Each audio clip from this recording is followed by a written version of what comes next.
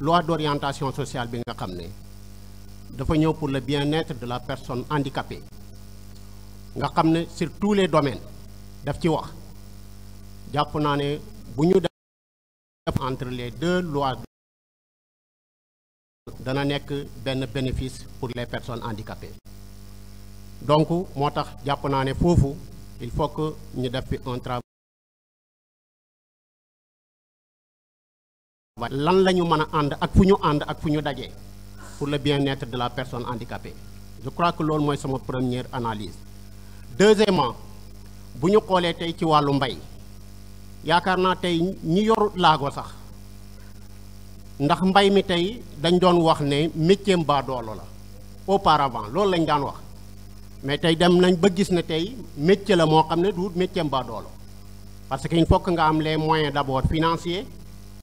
nga am matériel il faut que nga am intrant yi bi ci gën a jafe mooy il faut que nga am suuf te muy un problème sérieux pour tout le monde mais rawatina les personnes handicapées kon je crois que bu ñu xoolee au niveau du ministère monsieur Ba yaakaar naa tey département boo dem am nañ fa un service départemental am nañ des services régionaux boo xoolee l'association des personnes handicapées boo demee département bu nekk ña nga fa région bu nekk ña nga fa commune bu nekk na nga fa kon il serait bon que ministère bi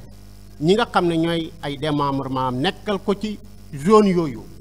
il faut que mu liggéey ak association des personnes handicapées yi au niveau des communes au niveau des départements au niveau des régions bu ko defee loolu dana mën a am un bon ciblage bi nga xam ne les personnes handicapées yi nga xam ne dañu bëgg a engagé wu ci mbay dañu bëgg a engagé wu ci yar moom ministère bi ñi ko teewal au niveau de la base danañu xam les personnes handicapées mais personnes handicapées yi aussi danañu am accès ci service am yi nga xam ne nii lépp luy jógee koo ci kaw ci ñoom lay jaar. beneen bi ci des par rapport ak nos autorités parce que dama gis ci loi bi fii daf ci am part de responsabilité bu rëy bu ci les autorités territoriales c'est-à-dire les maires yi nga xam ne tey commune boo kenn ku nekk da nga bokk ci commune et que maire yi tey bu dee yow da nga soxla suuf au moins démarche bi nga war a def maire daf ci war a bokk bu dee ci village bi nga nekk sa chef de village daf ci war a bokk donc kon dama bëgg a laajte foofu yan instruction yoo xam ne yu faar la ñuy exiger au chef de village au maire pour que ñu wax leen ne les personnes handicapées yi nga xam ne jël nañ engagement pour mbay jël nañ engagement pour yar naka la ñuy fexe ba ñoom la ñu soxla ci suuf ñu mën koo am procédure yi ñuy def ñu woyafal leen ko bu ko defee ñoom ñu mën a accéder ci wàllu suuf si mën a accéder ci intrants yi mën a accéder ci lépp bi ci des mooy ñu fexe au niveau des quartiers au niveau des villages au niveau des communes et des départements ñu fexe ñi nga xam ne ñoo yor loolu di ko doxal commission bu ñu mënta teg autorité ba fa nekk jaaree ko ci ministère de l'agriculture mu exiger fa la présence des personnes handicapées yi nga xam ne ñooy diriger les groupes personnes handicapées yi nga xam ne ñoo nekk ci zone boobu. je crois que bu ñu dimbalee ci loolu boole kook personnes handicapées yi aussi bañ a toog rek ne si lañ bokk parce que fii mayeetuñu dara lépp dañ koy xeex da ngay xam li nga bëgg nga dem jëli ko xam ni nga ko war a xeexee xam fi nga ko war a utee nga dem uti ko fa waaye bu ñu la ko yombalalee dana baax waaye dafay baax ñu xam ko. loi bii nag am na importance capitale mais yaakaar naa ne dégg-dégg bi fi mu waroon a tàmbalee mooy au niveau de la base c'est-à-dire le citoyen lambda lim ci waroon a xam jàpp naa ne war nañ koo gën a wàcce war nañ koo gën a décentraliser war nañ koo gën a joxe l'information communiquer ci pour que nit ñi xam vraiment les tenants et les aboutissants de cette loi en tout cas bëggoon naa wax lu bari mais comme ama kàddu yu waxtu bu bari donc du ma mën a wax lépp li ma bëggoon a mais en tout cas ñu ngi koy saluer di leen gërëm merci.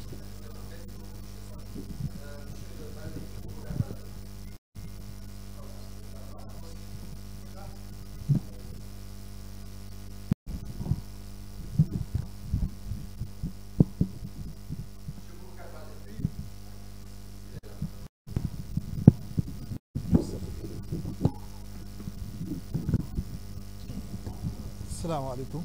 Boubacar Baldé, le président de la Fédération régionale des associations de personnes handicapées de Kolda. Nous ngi rafetlu taxawaayu ministère bi l'ensemble du gouvernement rafetlu taxawaayu fédération nationale sénégalaise bi. Par rapport à M. Baliga wax tous les gouvernements ont travaillé sur le niveau de capacitation des qui rencontrés à sur place. Bu ñu seetee la maturité bi responsable société civile am tey amuñu ko woon démb moo tax affaire yi di avancé ñu ngi rafetlu actuellement la taille et le travail que les responsables de la société civile sont en train de faire dans une législation. Par rapport à ça, nous voulons que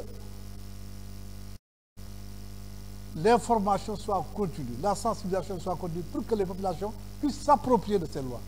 Et aussi, si le gouvernement veut montrer qu'il veut faire plus, il faut que cette loi, qu'on puisse s'asseoir avec le chef de l'État et qu'on puisse pérenniser ça annuellement qu'on le fasse. S'il parvient à faire cela, on dira que merci le gouvernement de M.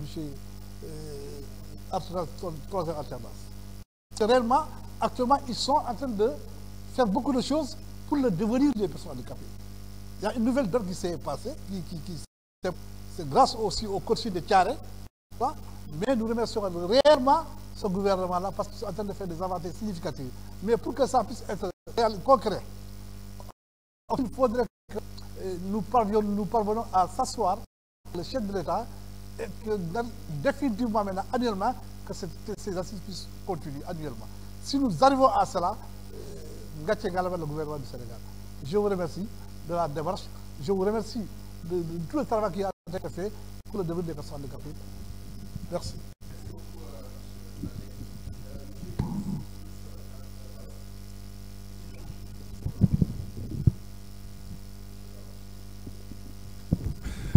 Voilà, merci beaucoup. xam naa ni man du ma ci kii noonu parce que presque lu ma bëgg ñu bëri wax nañ ko sinon lu may wax rek mooy 20 ans de bilan wax dëgg yàlla ak lépp luy arrêté ci loi d'orientation sociale bi ak fu ñu ci toll man je me dis que vraiment du ma ne rien n'a été fait mais très peu de choses ont été réalisées te wax dëgg yàlla lu mel ni loi nga bindi ko ak nu borom xam-xam yi liggéey pendant 20 ans nga am résultat bu mel nii. Monsieur le président de la FESAF moom lay interpellé vraiment am nga fi charte bu rëy parce que constat bu ñu def gouvernement bu bees bi gis nañ ni au moins am na engagement bu mu def en faveur des personnes handicapées parce que il suffit pas ngay xalaat ay plutôt ngay déglu ay wax mais jëf xool nañ déjà am nañ ay députés handicapés je crois que pour une première fois. Donc am nañu yaakaar ne handicapés yi am nañ chance bii pas atteindre seen objectif aussi monsieur Kanté bon astafurlah may ne Kanté sax monsieur Bounama yore affaire matériel xool leen nu ngeen di uti benn part da ngeen ko dégager ngeen ne lii c'est pour les personnes handicapées parce que il n'est pas forcé ñii naan rek bu ñuy décider foog ñu woo handicapé non mais lii yéen lañ ko dindal yéen a moom lii parce que problème handicapé yi bëri na c'est vrai que tey mais problème bi c'est dafa yaatu santé muy éducation muy feneen ak feneen wax dëgg yàlla dafa métti donc monsieur le président wax boobu daanaka yaa ko moom du ma guddal wax ji ma leen di jaajëfal bu baax merci beaucoup.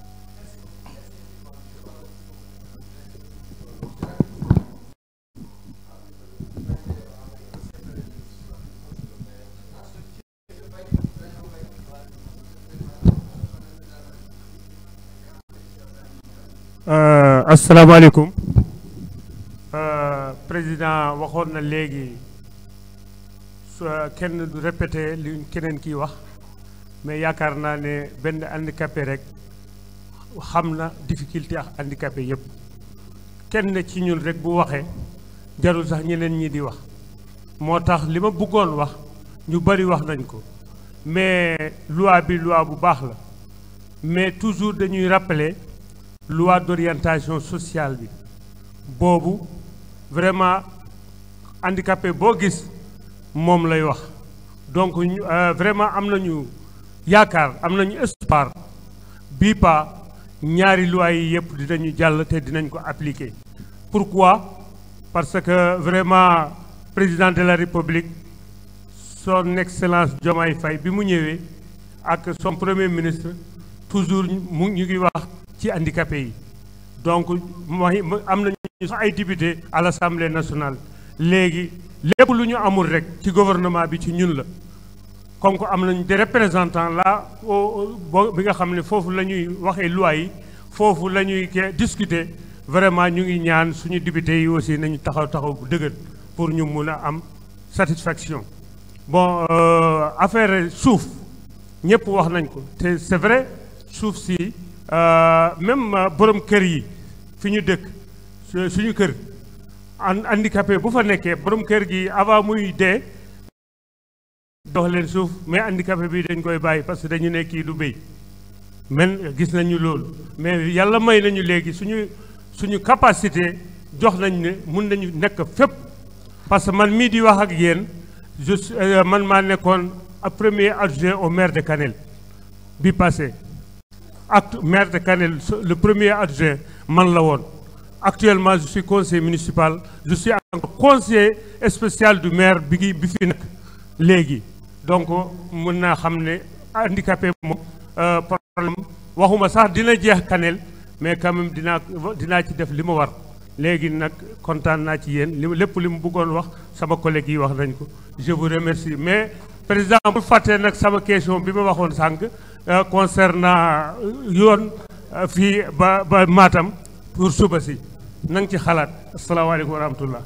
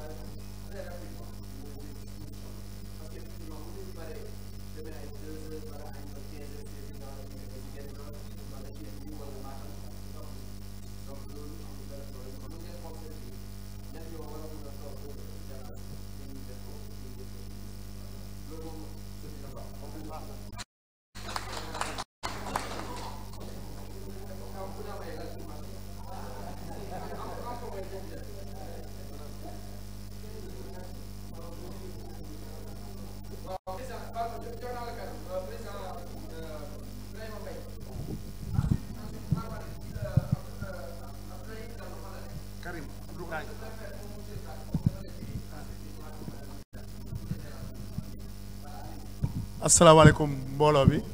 maa ngi leen di nuyu kenn ku ci nekk ci turam ak santam di wax ni vraiment ndaje bi rafet na lool te nii rek moo ñu mën a génne ci li ñu ne may wax ni bu njëkk mag ñi dañ doon wax naan ñaar yi kenn moomu ko ku jaaxle dem ci muy mbay ak daw booy xeex ba ñu jekku la bu la neexee daw mbay tamit boo demee ba xamatoo foo jëm mën nga dellu ci mbay moo waral sunu collègue bi léegi bi muy def kii bi comment dire exposé bi muy wax ni boo tuddaan ni baykat nga dañ lay ñàkkal fayda foofu may ñëw ni boo xoolee sunu maam yi wala bokk sunu papa yi wala sunu anciens yi ni ma ko mën a waxee bari na ci ñoo xam ni seen carte d'identité mooy carte d'identité basang yi boo ñëwee bu ñu la laajee sa profession boo nee baykat laa dañuy def SANS mooy sans amoo liggéey kon loolu bokk na ci li nga xam ne tey par exemple moo tax mbay bi ñu néewal ko doole léegi nag bu ñu bëggee jóge foofu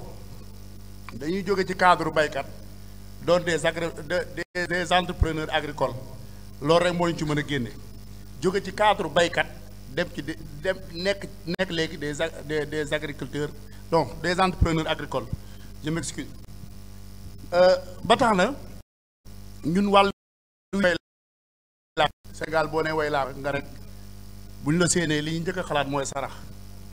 nga yor beeke wala puus-puus wala nangam ak nangam li ñu njëkk a xalaat rek mooy sarax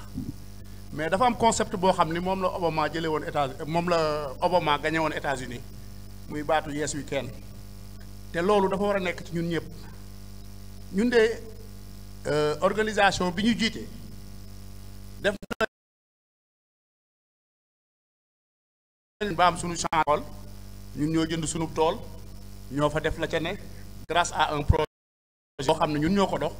tey fi mu toll nii ñooy référence ca dëkk ba def nañ fa 1000 pieds papaye ak 100 pieds citron loolu ñun ñoo ko def te li ñu ko may mooy concept bi nga xam ne mooy Yes We Can ci loolu néewal doole baram gis-gis bi ñuy gisee handicapé moo waral souvent bu ñu demee ci yenn milieux yi dañuy sous-estimer la preuve mooy bi ñu demee jëli suñu quota en fële ministère d'engrais y a des opérateurs économiques yoo xam ne dañ fa daje ak ñoom li ñu njëkk a laaj mooy lu ngeen di wut fii mais ñun ñu delloo ko question bi ni ko yow it loo fi wut fii du pour xar yi du pour bëy yi pour nit ñi la te yàlla waxul la xadd karam naa banni valide wala banni handicap banni adama lañ te ñun ñëpp li am solo daal te am solo mooy di jéem a gëm suñu bopp jàpp ni nit lenn dong lañ koy doyee muy njariñ melal lu la neex mais boo amul njariñ kenn lijjantiwu la mooy ñëw rek ci problème yi nga xam ne jafe-jafe yi nga xam ne ñun ñoo koy rencontrer tous les handicapés mooy problème financement ak problème formation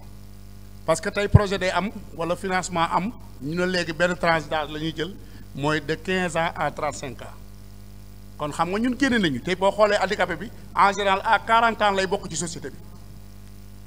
loolu c'est un plaidoyer boo xam ni le ministre lañ koy kii nga jàllale ñu ko ba ca kaw. voilà bi ci des mooy ñi ngi jot ay subventions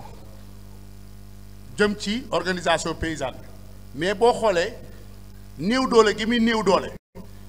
ci ñun par rapport ak yeneen organisation yi parce que am na organisation yoo xam ni au niveau de la zone des Niayes ñoo bokk ak ñoom zone de Niayes bi mais dañuy gis ni seen quota mooy ëpp souvent suñu quota te ñun ay suñuy activité moo leen ëpp doole foofu am na ñoo xam ne sax seen i subvention duñ ko jëli parce que manque de moyen la prestataire bi day mujj ñoom ñu dem jaay seen comment dirais-je seen bon d'engrais pour mën a jot ñun nag yàllaa ñuy dimbali chaque année bu ñëwee dañ koy dem jëli distribuer ko suñuy membres kon loolu le représentant du ministre de l'agriculture loolu maa ngi la koy bàyyi xel ci quota bi xam ne ñu ngi ñu koy jox parce que tamit néew na néew goo xam ne vraiment am na organisation paysanne yu nekk ca foofa ñoo leen gën a active fuuf mais ñoom ñoo ñu ëppale souvent subvention loolu moom da plaidoyer la boo xam ne nga sànni ñu ko defe naa suma juumul foofu laa yema jërëjëf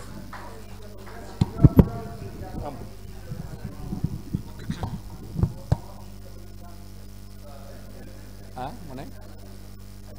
asalaamaaleykum mbokk yi maa ngi leen di nuyu ku nekk seen tur ak seen sant xam naa ki sant ba moom heure bi daa jaawale maa ngi leen nuyu bu baax a baax li ma bëggoon wax tuuti c'est par rapport ak loi d'orientation bi ak décret yu bëri yoo xam ne buñ ko jëloon tey dina dimbali handicapé yi bu baax a baax ñu mën a sóobu ba ca war ci domaine nu agriculture lu mel ni décret yi nga xam ne day faciliter seen accès à la terre ak yeneen yi ci des boo seetee li ëpp ci décret loi d'orientation décret yi ñu ci jëlul moo ëpp décret yi ñu jël beneen bi ci des mooy accès à la terre bi boobu wax nañ ko ñu ngi gis ni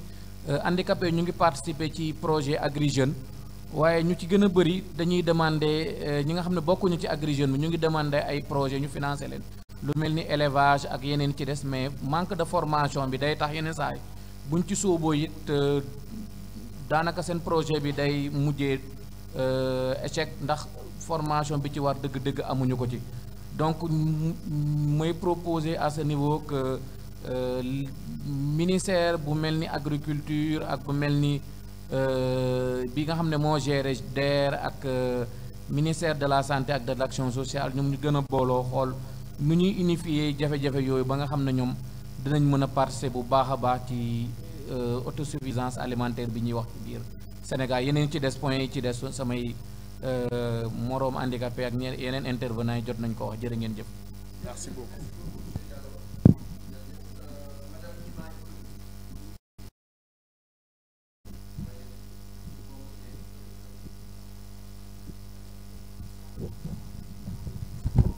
Assalamu alaikum. C'est Nima Koli de la région de Ziguinchor. Je viens de dans le département de Bignona. Man presque ñoom wax nañu yëpp mais li ma bëgg a yokk fii mooy côté financement comme que li nu mu ko waxee financement bi handicapé yi day rencontrer difficulté pour financement parce que avec tranche d'âge te handicapé léeg-léeg balaa mu dugg école day yàgg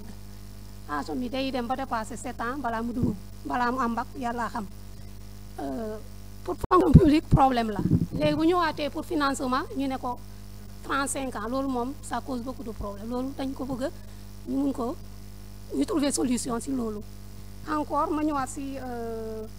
question de l'eau par exemple ñun ñuy def maraîchage handicapé bu yor ay béquilles mu ngi si fauteuil roulant pour def maraîchage sans eau suffisant day am problème kon ñun ñu ngi leen di solliciter ngeen defar ñu ay forage avec système d'irrigation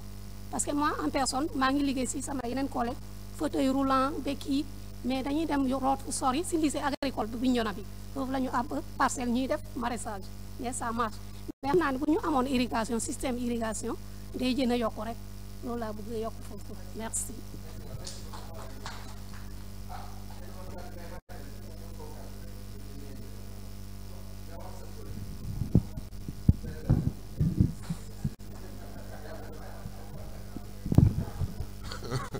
foofu laay commencer sax la dérogation de l'âge c'est El Hadj Mapaté Diouf donc xam naa ne dina xaw a métti nga tibb leneen loo xam ne waxuñu ko fi comme préoccupation mais tout juste damay commencer ci dérogation de l'âge bi parce que effectivement le ministère avec toutes ces initiatives pour accompagner la population il a des problèmes et des difficultés majeures avec les personnes handicapées parce que sànq sawaay wax na ko je prends l'exemple de PFPI bi fi toog ak Agri Jeunes beaucoup de personnes handicapées tey ñuy investir waa ci wàllu agriculture ainsi de suite malheureusement ils ne vont pas bénéficier ces projets-là parce que l'âge fait défaut Agri Jeunes peut-être def na dérogation mais tamit damay attirer attention organisation des personnes handicapées yi balaa nga naan naam ne fa on parle de 35 ans pour les jeunes personnes handicapées et ça n'existe pas sur nos statuts et règlements intérieurs kon d'abord ñun ñoo ko ci war a dugal benn ñaar mooy wàllu formation yi ñuy wax effectivement si des fois ma dégg les personnes handicapées nañ capitaliser ce que li ministère bi def au niveau des personnes handicapées peut-être dafa feeñul mais je sais que ne au plus profond du Sénégal il y a beaucoup de personnes handicapées qui ont bénéficié de ces accompagnements-là ça il faut le reconnaître du tey c'est parce que tey la fédération dugg ci partenariat bi mais il y a beaucoup de personnes handicapées yoo xam ne bokkuñu ci association yi te ils ont bénéficié de ces accompagnements-là parce que tey seen réalisation yi xëy ñu rek juddu de da ngeen boose ay at pour nga mu nee na am benn ay réalisation beneen bi ci topp mooy la représentation des personnes handicapées au niveau des structures à la base dëgg la état bu fayiree tamit bu ñu fayir suñu mission partons vers l'information il y a les gouverneurs qui sont là il y a les préfets qui sont là les collectivités territoriales méconnaissance la c'est pas parce que dañuy tere suuf si mais dañoo xamul te dañ leen war a jege xamal leen président fédération day faral di wax naan nekkatuñu ci moment bu ñuy kaas di xeex dañoo nekk ci moment pour solution kaas xeex xuloo andiwul benn solution pour ñun nañ leen dem waxtaan ak les collectivités territoriales ñun nous sommes des conseillers municipaux ay conseillers lañ même buñ ko nekkul ci mairie bi ay conseillers lañ parce que mairie bi bu soxlaa personnes handicapées yi day wëri représentant des personnes handicapées pour laaj ko xalaatam kon nañ leen dem vers ces autorités locales sensibiliser leen ne ni bàjjenu gox yi di amee accès à la terre ñun personnes handicapées yi mais malheureusement ce que nous avons constaté c'est que organisation communale yu bëri dañoo wekku ci loo xam ne fédération da leen ko yombalal on parle aujourd'hui de l'acte 3 de la décentralisation bay dem ci l'acte 4 les organisations à la base boo nekkul GIE da ngay wekku rek ci fédération doo wuti récépissé doo wuti dara da ngay toog amoo kayit amoo dara et ba pare mairie bi bugg la dagal terrain au nom de kii la koy dagg au nom du président wala au nom de Mapaté wala au nom de Moussa Thiaré wala Ibrahima Sène non il faut que ñun tamit ñu xalaat nañ leen di yombale leen ñoom seen liggéey mais tam may terrain benn nit loolu pour habitation la mais bu ñu soxlaa ay tool il faut que tamit ñu am grandeur ñun personnes handicapées yi ñu am grandeur yu yaatal bi mooy lan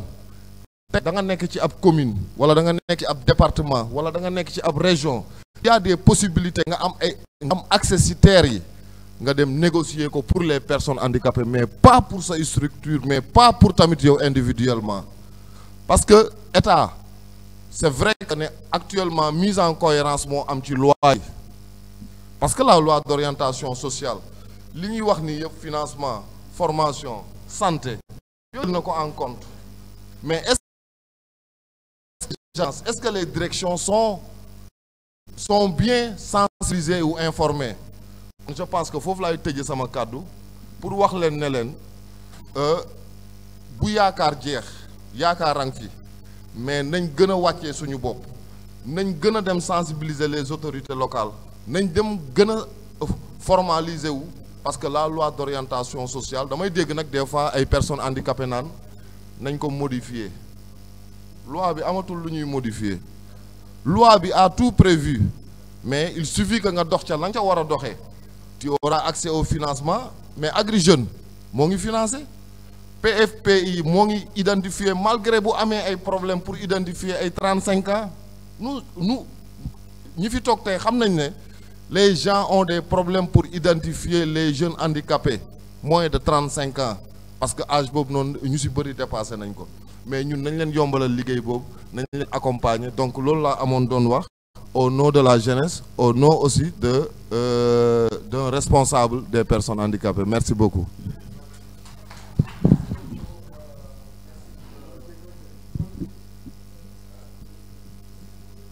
Vraiment merci beaucoup jërëjëf pour cette prise de parole je pense que léegi def nañu tour man lu ma jàpp avant may jox peut-être kàddu gi président su fekkee aussi bëgg na yokk dara wala ñeneen lu ma jàpp mooy y a une évolution du contexte je crois que ci loolu la comprendre que effectivement même ci député yi am ngeen député et d'ailleurs même bu ñu demee assemblée nekkoon na parmi les personnes qui ont vraiment été très dynamiques jël foofu kàddu wax foofu wax bu am solo ci wàllum loi bi bu ñuy ñëw fii même à un moment on avait pensé même l'inviter en tant que parlementaire en plus d'autres parlementaires il s'est trouvé juste que temps bi dafa xatoon on n'a pas pu peut-être le faire ñaareel bi mooy dañu wax ni que contexte de dialogue et de concertation parce que ku wax ni que dañu war a rencontrer chef de l'État je pense que c'est le niveau le plus élevé de dialogue et de concertation loolu su fekkee chaque année yéen vous vous organisez seen biir ngeen am même si c'est benn représentant muy leen waxal foofu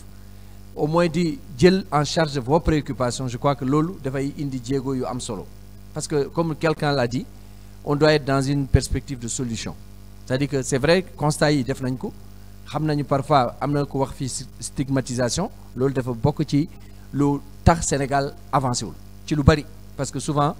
ku nekk da ngay am na ni ngay xoolee sa morom am na ni ngay kii peut-être ku nekk am na loolu yëpp je pense que ñun suñu bopp ñoo war a seetaanaat mbir mi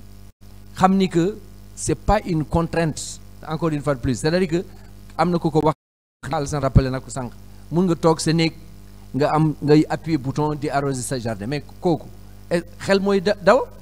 donc même su bu fekkee on t'explique ni nga ko war a defee formation la bu ñu la former nga mën ko def donc amul benn maintenant la question pour moi qui semble importante avant may ñëw ci kii seen préoccupation yi je pense qu'il y a 2 points yi ngeen gën benn bi mooy def le lien entre loi d'orientation sociale et loolu maa ngi compté beaucoup ci directeur régional bi su fekkee mën nañu baaxeel peut-être su fekkee temps bi dafa gàtt bu ñu delluwaat bu ñu waxee fédération bi ñëwaat tuuti ci loi bi ñu xool le lien entre cette loi d'orientation sociale et la loi d'orientation agro-sylvo-pastorale am na ku ko wax sànq aussi malheureusement jàppuma tur bi mais mu ngi doon wax aussi intégration entre les ministères intersectorialité loolu c'était Badji mu ngi fii xam naa dina ci waxaat ñu xool voilà c'était monsieur Diallo ñu xool naka la ñu mën a gën a dooleel mbir mi pour s'assurer que au moins parce que déjà au niveau même de la primature au niveau de la présidence dañu wax ni il faut que ñu am plus d'intersectorialité donc je pense que loolu parce que boo waxee souveraineté alimentaire du mbirum ministère de l'agriculture parce que dafay laal ministère de la pêche ministère de l'environnement ministère de la femme ministère de l'industrie dafay laal ministère yépp donc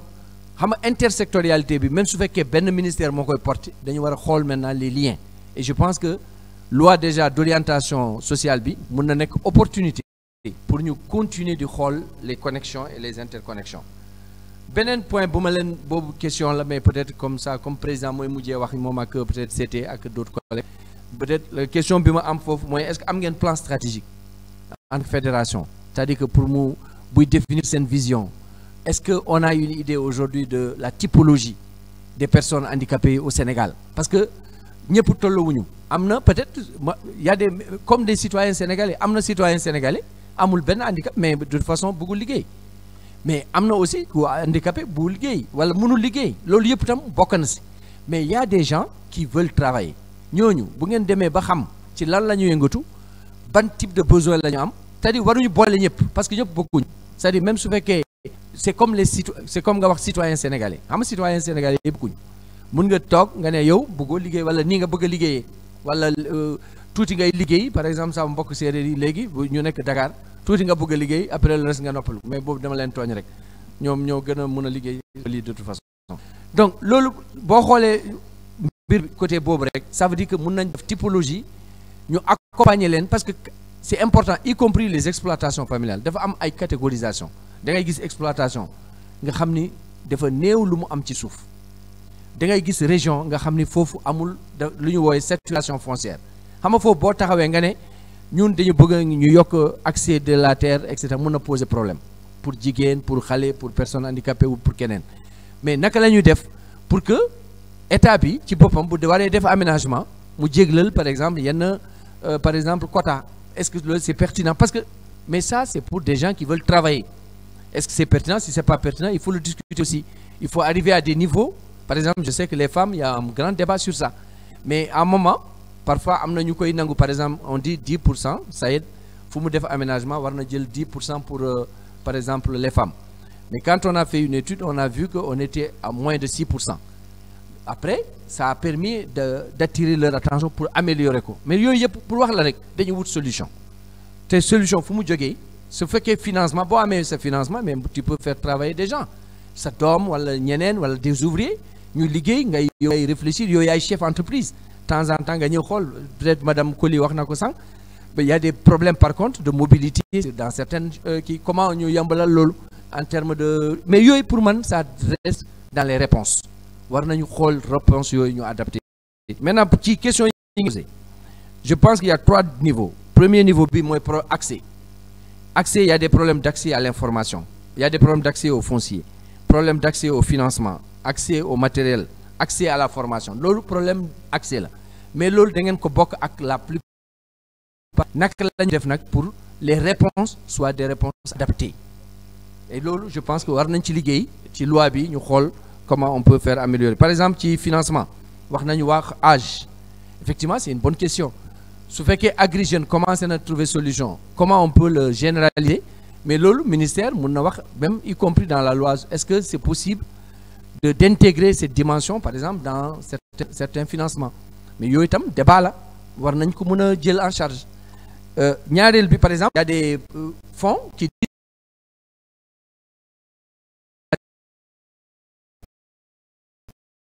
il faut mu nekk entre tel âge à 35 ans. Mais qu'est-ce qu'on fait maintenant pour les personnes handicapées? Est-ce qu'on peut intégrer certaines dimensions? Mais lolo, pour moi, dama bëgg l'après-midi, xóotal mbir mi ngeen def proposition concrète. Ngeen wax nii lañ ko bëggee. Fekk yéen a ko wax. Suba bu ñu ko waxee feneen ñu ne consensus bi yéen a ko waxoon. Ñetteel bi pour avant may terminer mooy ciblage. Ci ciblage bi am na point important parce que wax ngeen ko. Parfois mun nga nekk personne handicapée nga nekk sa chef d'exploitation. Donc loolu bu seddoo amee par exemple subvention da nga ci jot mais parce que entrée bi chef d'exploitation. Mais su fekkee tu es membre peut-être duñu la laal. Naka la ñuy def pour que loolu tam ñu prendre ko en compte. Loolu je pense que point d'attention la war nañ ci mën a waxtaan. Et j'ai beaucoup aimé l'idée de monsieur Massal là lu mu doon wax. Il faut aussi ngeen jël initiative. Et loolu c'est partout. De plus en plus il faut que citoyens sénégalais xam ni autorité parfois c'est pas parce que bëgg ko def parfois mën na bañ a xam.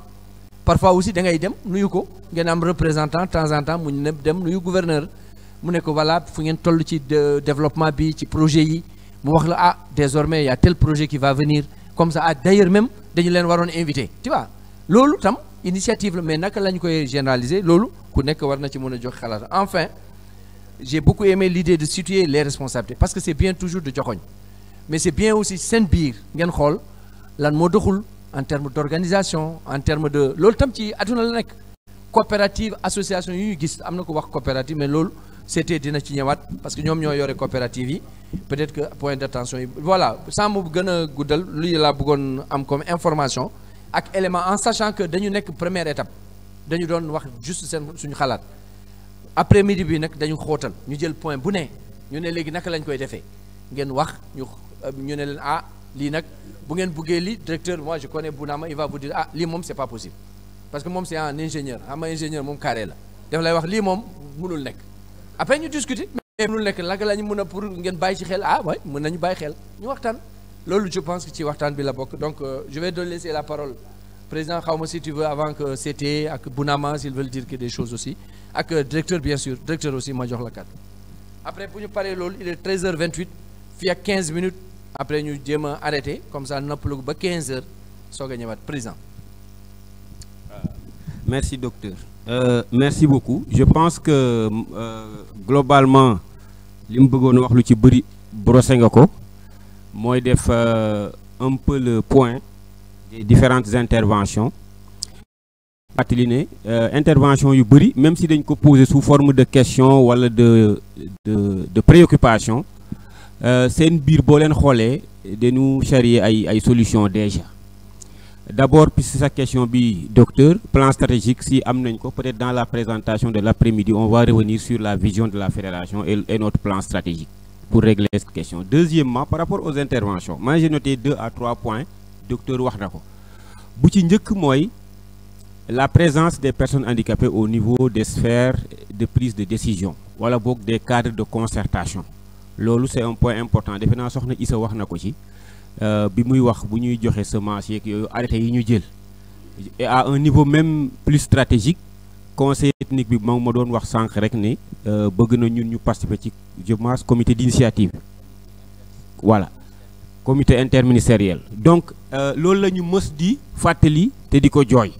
c'est que bu ñu toogee fi ñuy décider fi ñuy xalaatee bu boobaa yu bëri mën nañ ko fa déjà waxee donc ça c'est le premier point mooy représentation bi Mapaté doon wax aussi boo ko résumé. Deuxième aspect c'est un point important c'est l'accès à l'information qui pour ne pas dire l'accessibilité à l'information. L'accessibilité à l'information aussi c'est 2 niveaux il y a l'accessibilité information bi ci boppam ni ñu koy transmettre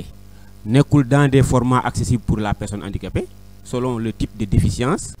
wa ila personne handicapée bi aussi amul possibilité de déplacer ou dem fekki information boobu am na ñoo xam ne il leur est difficile d'aller trouver l'information loolu aussi il faut que ñu considérer que noonu c'est la raison pour laquelle d'ailleurs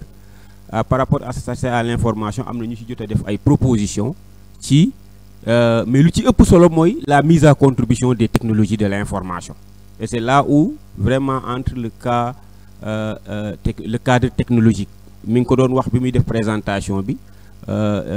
te docteur fàttali ko mun nga toog sa kër di manipuler sa tool en quelque sorte pour résumer et caricaturer te loolu kan la gën a mën a intéresser mooy ki xam ne dafa am des problèmes de déplacement des problèmes des problèmes de mobilité donc loolu c'est une solution technologique boo xam ne mun nañ ko aussi mettre à contribution. S'agissant toujours de l'accès à l'information mooy les questions de financement aussi wax na ko lu ci bëri day am mais doo am information bi par exemple à titre d'exemple xam nañ ne DER FJ par exemple dañu def taux 0 pour les personnes handicapées taux 0 mooy amul intérêt pour personnes handicapées est-ce que c'est quelque chose qu'on peut quelque chose dont on peut faire allusion pendant les discussions pour xool c'est quelque chose qu'on bu ñu teg noonu am na aussi la protection sociale defe naa ne doyen Pape Diop wax na ko mooy le fonds de retraite defe naa nu mu ko tuddee des agriculteurs ça aussi peut-être ça mérite une réflexion comment est-ce qu'on peut mettre en œuvre cet aspect naka lañ ci mën a gën a discuter ba gën koo disons gën ko ñoŋal je pense que ça mérite en tout cas c'est un point d'attention pour man beneen bi mooy ci wàllu transversalité transversalité du handicap mooy li ñuy wax approche multisectorielle multi-acteur et cetera loolu moom je pense que loi bi d'orientation bi ñëw na ci ñu ci am nañu ko faat loi bi visé na bu ma juumul article defe naa Seck dina ci ñëw wala Demba article 30 wala 38 mi ngi wax 38 voilà ak accès à la terre et aux outils de production il y a un décret boo xam ne war nañ ko jël foofu je pense que loolu ça relève du ministère de l'agriculture loolu c'est pour man c'est un aspect aussi important qu'il faudrait ñu jël ko mais aussi il y a dans la loi il y a un mécanisme qu'on appelle le fonds d'appui aux handicapés ça aussi ça contribue fortement à l'autonomisation des personnes handicapées ñiy wax ci wàllu boobu je pense que dinañ fi ñëwaat mais daal pour vraiment terminer rappeler que transversalité handicap peut-être nekk na un point nodal ci discussion yi mais aussi ci difficulté yi dans la mesure où généralement gestion handicap dafa connaître lu ñu mën a tuddee émiettement institutionnel mooy tey suñ tutelle institutionnelle c'est le ministère de la santé et de l'action sociale mais tey li ñuy wax tey gii ci affaire agriculture c'est pas directement lié à ce ministère-là ça veut dire que il faudrait nécessairement aussi que les ministères travaillent ensemble loolu tax le comité interministériel am solo travaillent ensemble parce que bu ñu bëggee adresser la question de l'emploi wala la question de l'éducation des personnes handicapées da ngay référer wu à l'éducation au ministère de l'éducation su fekkee dañoo considérer que la tutelle institutionnelle c'est le ministère de la santé yem fa bu boobaa mën na am quelque part des blocages d'ailleurs loolu bokk na ci li gën a tax certains arrêtés mënuñu ko jël parce que c'est des arrêtés qu'il faut que 2 ou 3 ministres jël ko ce qui fait que bon ministre bii mënut a wax kenn defal li nga war a def wala nangam ak nangam du dëgg d'ailleurs loolu moo tax aussi pour terminer ñu insister woon ci la mise en place de la haute autorité parce que loolu day nekk un cadre boo wax nekk au-delà wala boog au-dessus de tous les ministères mën a saytu la question de l'inclusion du handicap et de son suivi au niveau des politiques publiques donc voilà en gros ce que je peux noter ce que j'ai pu noter autant pour moi ci waxtaan wi gërëmaat leen sant leen bu baax merci beaucoup. Merci beaucoup président jërëjëf vraiment très important ouverture yu am solo surtout point bi nga wax effectivement de monsieur Pape waxoon sur par exemple li nga wax nii voilà fonds de retraite boobu je pense qu'on peut le reverser dans les statuts parce que les métiers am na point protection sociale bu nekk ci biir te préoccupation bu mag la dans la LOSP je crois que boobu buñ ko jëlee vraiment mën nañ ko def en lien avec la loi d'orientation sociale donc je vais laisser la parole au directeur avant peut-être de terminer avec le conseiller.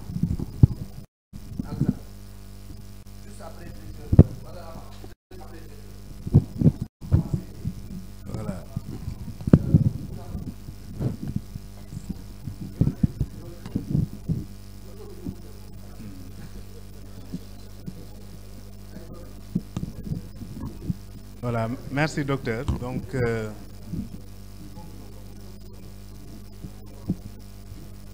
ñu indi suñu contribution rek ci débat bi nga xam ne ñu ngi ko agité depuis ce matin bu ñu waxee waylaago on pense déjà à la stigmatisation à la discrimination mais aussi et surtout à la vulnérabilité donc loolu mooy li nga xam ne moom mooy li gën a siiw ci li ñuy représentation bi ñuy am ci handicap donc loolu dafay moo waral état jéem a def correction c'est-à-dire am na ay vulnérabilité am na ay droits yi ñu jàpp ne waroon na amul moo tax ñu créer lu ñu tuddee la loi d'orientation sociale pour que lépp li nga xam ne jàpp nañ ne sooxe na lépp li nga xam ne manqué na ñu def ko tir groupé pour que ñu améliorer la situation des personnes handicapées maintenant par rapport ak link bi ñaari loi yi li nga xam ne moo ci gën a fës mooy une volonté politique affichée parce que état dafa am volonté politique pour gunge waylaago yi mais aussi dafa am volonté politique pour gunge ñi nga xamante ne dañuy évoluer dans le secteur primaire donc loolu vraiment gis nañ ko beneen bi mooy des difficultés ou déficits de mise en œuvre donc de ces lois parce que seetlu nañ ñaari côté yëpp xëy na yenn décret d'application yi ñu waroon a jël pour que ñu mën a exécuter wala boog bénéficier de tout ce qui a été prévu loolu vraiment nekk na loo xam ne aussi sooxe na déficit d'information aussi am na mais aussi d'appropriation ci ñaar yëpp waylaago yi certes ñu bari ngi wax loi bi mais mën naa wax ne plus de 50 ou 60% waylaago yi xamuñu lan moo nekk ci loi bi je crois que loolu aussi ñu def ay jéego ci loolu mais loi yëpp aussi dafa ñëw pour régler un problème dafa am ay besoins yi nga xam ne mi ngi fi loi yi dafa ñëw pour régler besoins yooyu donc yooyu vraiment nekk na point yoo xam ne gis naa ne vraiment daje na maintenant bu ñu jéemee def le lien entre la loi ak peut-être ci angle objectif yi nga xam ne partagé nañ ko sax muy augmentation des revenus mooy incitation à l'investissement ak amélioration de la sécurité et de la souveraineté alimentaire donc ci angle boobu laa ko mën a duggee comme awuma loi bi yëpp avec moi donc mënuma apprécier spécifiquement kii mais en fonction des objectifs yi nga xam ne partagé nañ ko mën nañu gis ne déjà par rapport à la loi d'orientation sociale oui ah ok d'accord c'est bon voilà d'accord ah bon d'accord ok donc mën nañu bàyyi boobu maintenant bi nga xam ne vraiment bëggoon naa ci ñëw mooy monsieur Diop Pape a parlé d'un fonds mais je suggère une mutuelle sociale agricole parce que am na ailleurs donc mutuelle yooyu dafay permettre les histoires de maladies d'accidents de vulnérabilité de choc naturel yi nga xam te ne dafay am bu mutuelle boobu amee boo amee jafe-jafe mutuelle bi dana ko mën a jël en charge quoi que yooyu ça existe ailleurs quoi que war nañ mën a bàyyi xel loolu pour que ñu xool effectivement nan la ñuy def mais je crois que président il y a lieu aujourd'hui de penser à un conseil interministériel sur le handicap je crois que loolu sax urgence la parce que l'État a affiché une volonté manifeste am na lu mu nar am na lu mu naal am na lu mu commencé mais je crois que conseil interministériel moom mooy permettre le premier ministre wax joxe des directives aux différents ministres parce que le ministère de la santé et de l'action sociale mënul wax au ministère de l'éducation par rapport à l'éducation et la formation des personnes handicapées defal lii donc loolu vraiment je crois que c'est une urgence mais aussi par rapport au cadre de suivi bi ñu wax man je suis vraiment d'avis pour que cadre boobu ñu institutionnaliser ko parce que loolu rek mooy mën a permettre li nga xam ne tënk nañ ko bu demee ba jëmm jamono ñu toogaat xool fan lañ ci toll xëy na loolu dafay manquer ci politique yu bari de telle sorte que souvent dañuy am jafe-jafe pour évaluer li nga xam ne moom la ñuy topp mais il faut que déjà ñu am des organisations de personnes handicapées fortes loolu manqué na ci suñu kuréel yi dafa bari ay pàcc ay émiettement rek te aujourd'hui dañu war a dem ci ay vision d'ensemble ay fusion pour que au moins ñu mën a wax la même chose mais bu fekkee ne tey kii dafay wax personnes handicapées moteurs yi wax lii visuels yi wax lële albinos yi wax lële personnes affectées par la lèpre yi wax lële ay day poser problème fédération bi mooy jouer rôle boobu certes mais il faut que vraiment ñu gën a percutant par rapport à la préoccupation la prise en compte des préoccupations des personnes handicapées l'estime de soi parce que da ngay commercer avec les autres ne dañ may stigmatiser dañ may beddi dañ may nangal mais est-ce que souvent amul autostigmatisation li dal personne vivant avec le VIH dal na lu bari personne handicapée yi mooy autostigmatisation yaa ngi jàpp ne nit ñaa ngi lay xool te xëy na sax nit ñi taluñ la donc loolu aussi il faut que ñu renforcer suñu estime de soi il faut que dans le cadre des formations aussi ñu fexe dimension yooyu ñu gën ko adresser vraiment gën a renforcer la capacité de résilience des personnes handicapées ñu mën a affronter l'extérieur je crois que loolu vraiment nekk na loo xam ne war nañ ci bàyyi xel mais surtout coopérative yi parce que bu fekkee ne dañuy dem individuellement ay organisations yu ndaw du dem j'ai entendu le président de Kolda parler d'une coopérative qui mobilise des choses importantes loolu dañu war a dem dans ça mooy gën a tax ñun suñu poids mu gën a dëgër et mën a tax ñu mën a engranger beaucoup plus de ressources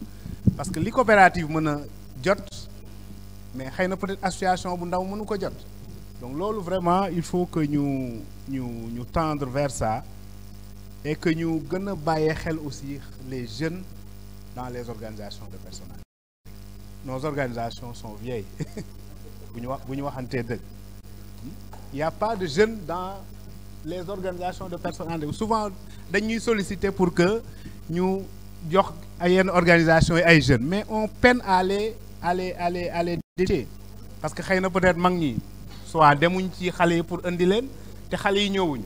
mais comme ay xale la ñun ñoo war a dem jëli les enfants sont dans les écoles les enfants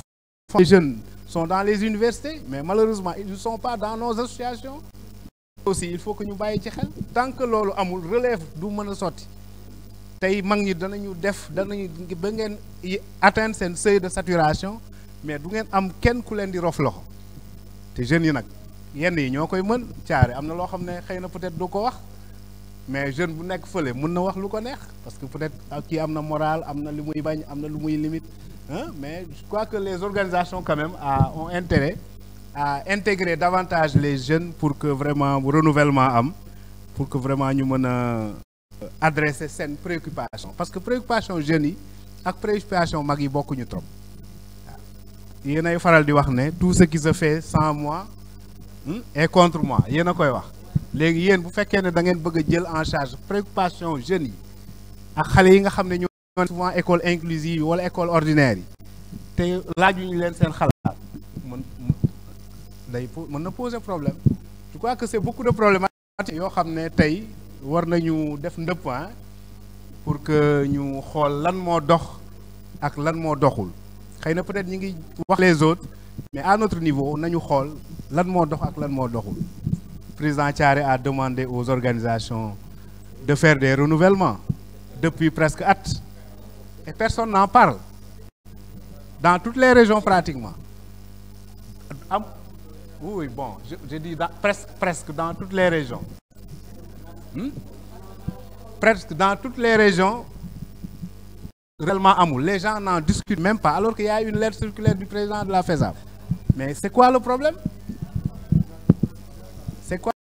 donc vraiment nañu évaluer xool suñu biir lan mooy le problème avant ñuy dem affronter l'extérieur je crois que loolu quand même donc lu laa yemandi monsieur Ba merci beaucoup président.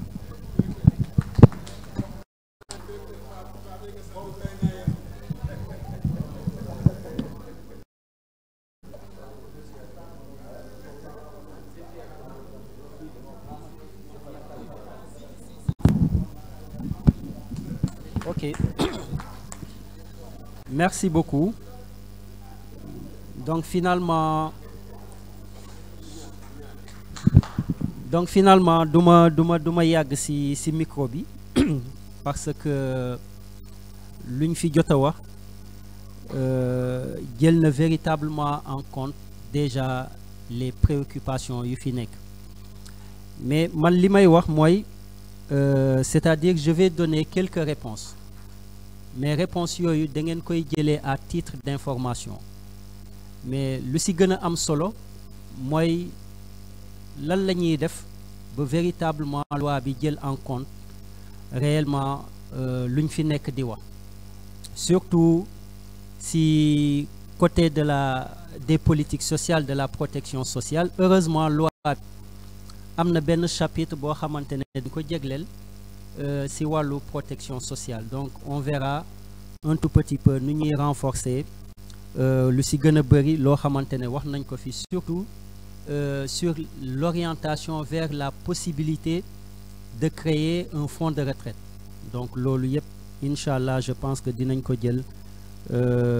en compte maintenant man fi may apporter ay réponses loolu c'est des solutions et c'est ce qui fait que aussi la chance de ma présence aujourd'hui parce que lu si gën a bëri dinaa bind note technique à l'attention du ministre ne ko campagne agricole bii di ñëw il faudrait qu'on fasse davantage dans la prise en compte de nos compatriotes sénégalais en situation de donc, surtout d'abord si ngeen bokk ci kuréel yi yoo xamante ne ñooy saytu la distribution des intrants parce que si lettre circulaire bu ñu defoon bu ñu signé woon le 10 mai 2024 xoolaat naa ko c'est vrai que société civile mu nga fa mais spécifié wuñu alors que on a bien spécifié pour les femmes on a bien spécifié pour les jeunes donc loolu tamit dina alerter tey sama attention comme nu mu ko defee mais aussi dina alerter l'attention du ministre pour ndigal yu muy jël pour campagne agricole bi di ñëw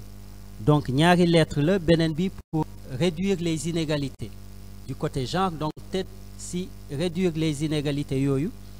dinañ inclure mu doon à la fois pour les genres mais aussi pour les Sénégalais handicapés pour ñu mun ci am seen wàll mun ci gis tamit seen bopp au niveau local c'est pourquoi tamit c'est bien ngeen am ay association mais au niveau local peut-être on va vous conseiller tamit ngeen créer des coopératives parce que tey coopératives yi ils sont membres d'office des commissions d'office da ngeen di ñëw teew ngeen fekkee ngeen assurer que quota yoo xamante ne pour yéen ngeen am ko bépp association bu ñëw boo xamante ne à caractère d'handicapé bu ñëwee ngeen xam ni am nga fi peut-être 20% de semences d'arachide 20% de semences d'engrais tant pour cent de financement et tant pour cent de matériel agricole ak tracteur parce que yooyu yëpp c'est dans la lettre circulaire on va alerter l'attention du ministre mais comme ni ma wax ça c'est des solutions ponctuelles lu gën a am solo mooy comment lañ koy tënk dans un code comme loi bi pour mu mën a doon loo xamante ne comme ni ñu koy waxee ad vitam aeternam ba beneen révision bu ñëwee ñi xam comment améliorer davantage la prise en compte de ces préoccupations donc par rapport aux critères discriminants yi ngeen fi wax par rapport à l'âge donc la solution bi mooy vous pouvez maintenant commencer à demander des financements au nom de vos différentes associations on va plus financer les personnes de façon individuelle mais on va financer les associations pour association bi jël financement boobu jégle ko les membres tey loolu lañ def ci wàllu coopérative tey man bu ma bokkoon ci seen coopérative par exemple la coopérative peut emprunter pour mon besoin individuel la coopérative peut emprunter pour les besoins de ses membres donc léegi passerelle yooyu tamit mu ngi fi mais comme ni ma ko waxoon ci njëlbeen ça ce sont des réponses ponctuelles mais lu ci gën a am solo mooy nañ xam nuñ koy dugalee ba loi bi jël ko en compte loo xamante ne c'est des arrêtés moo ko war a régler ou bien des lettres circulaires on fera loolu mu am sànq bu ñu doon waxtaan maa ngi présider benn comité interministériel si comme li ma waxoon sànq si wàllu la solidarité intergouvernementale en lien avec les ministères concernés par la sécurité alimentaire la souveraineté alimentaire bu ñu jëlee pause wax naa ko président ma ne on va vous intégrer dans le comité parce que comité bi on va mettre aussi des personnes ressources donc déjà la fédération dina fa nekk lors de la prochaine réunion fédération bi sera convoquée après moom bu amee temps mun na ñëw wala mu xool ku muy délégué mu ñëw teewee ko ci waxtaan boobu mooy tax du ñu fàtte parce que tant que on arrive à un cadre inclusif lu bëri day yomb ci ñun voilà ma jox leen kàddu.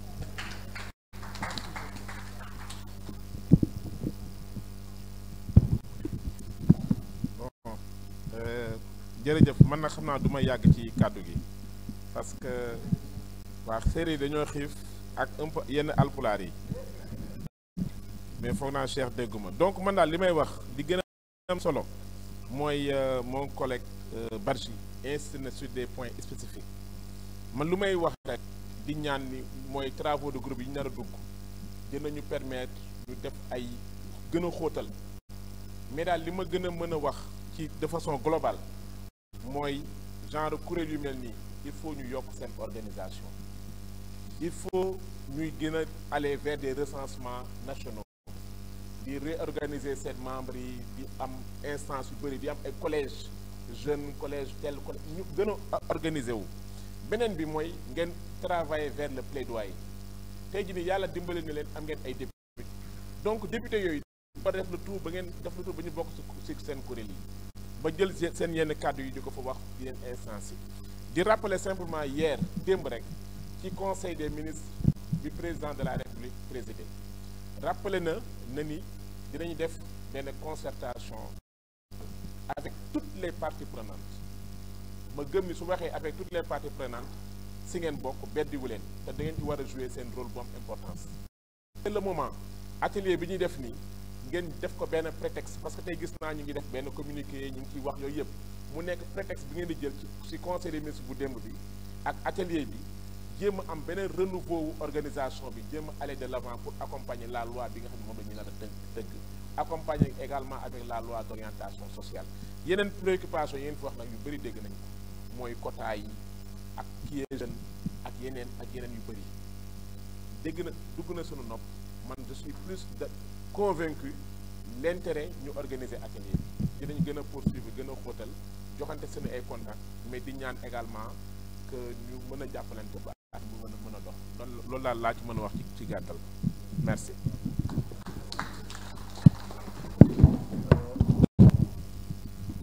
peut-être juste avant ñuy dem déjeuner benn intervention bu ndaw sànq bi may wax ci loi bi ñetti thématique laa waxoon professionnalisation service concertation bi ñu leen di déglu pour ngeen xóotal bilan bi ñëw ngeen ci professionnalisation ñëw ngeen ci service mais benn mboolees mooy concertation bi bu ñu ñëwaatee ci approfondissement bi dina baax ngeen wax seen cadre concertation yi ngeen am la qualité de la concertation ak l'évolution de la concertation. Bon appétit.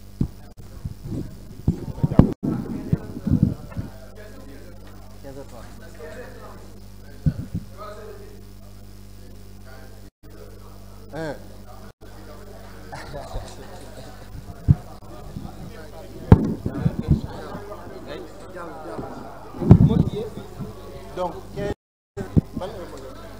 15h30 15h30 lay commencé waat.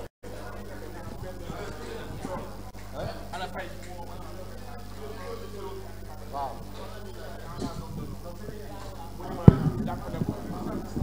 léegi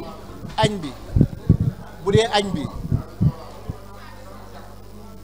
bi ñëpp fii la ñuy añee même ñi fi dëkkul fii la ñuy añee.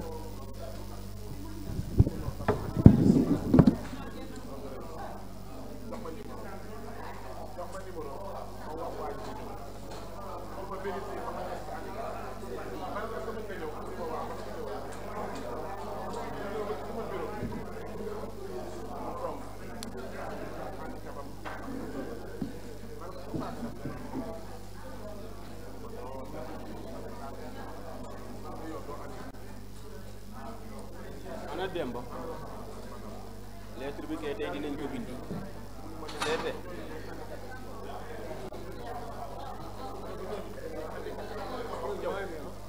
kan la Lamine ok